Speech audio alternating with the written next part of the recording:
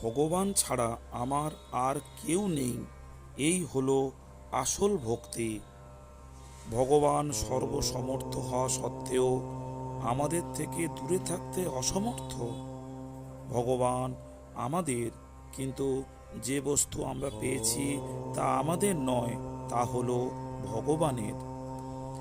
মানুষ বস্তু ও ক্রিয়াকে নিজস্ব মনে করার ফলে সর্বদা পরাধীন হয়ে থাকে, কিন্তু ভগবানকে আপন ভাবলে তথা তার শরণাগত হলে সর্বতোভাবে স্বাধীন হয়ে যায়। ভগবানের সঙ্গে আমাদের সম্পর্ক হলো শত স্বাভাবিক।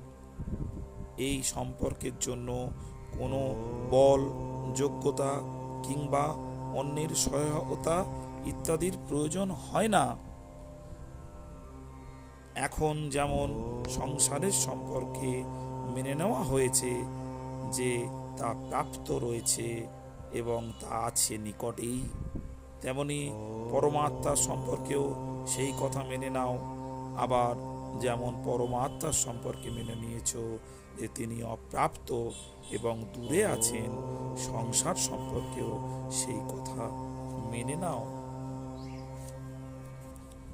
এইটি মেনে নাও যে আমি ভগবানের, আমি সংসারের।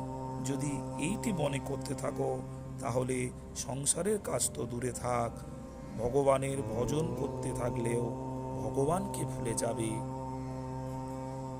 তুমি যেমনই হও, এখনই এই মুহূর্তে মেনে নাও যে আমি ভগবানের। ভগবানের ধ্যান অপেক্ষা তার সঙ্গে একাত্মতা শ্রেষ্ঠ। একাত্ম হলে ধ্যান আপনা আপনি হয়, যে সাধনা আপনা আপনি সতই হয়, তাই শ্রেষ্ঠ সাধনা। আপনত্ব ভগবানের যত প্রিয়, ত্যাগ, তপস্যা ইত্যাদি তত তার প্রিয় নয়। পরমাত্মার সম্মুখস্থ হওয়ার উপায় হলো সংসার থেকে সর্বতোভাবে বিমুখ হওয়া। ভগবানের সঙ্গে সুদৃঢ় একাত্মতা সমস্ত দোষকে গ্রাস করে। যতক্ষণ ভগবানের সঙ্গে সম্বন্ধ স্থাপিত না হয় ততক্ষণ সব কিছু লৌকিক।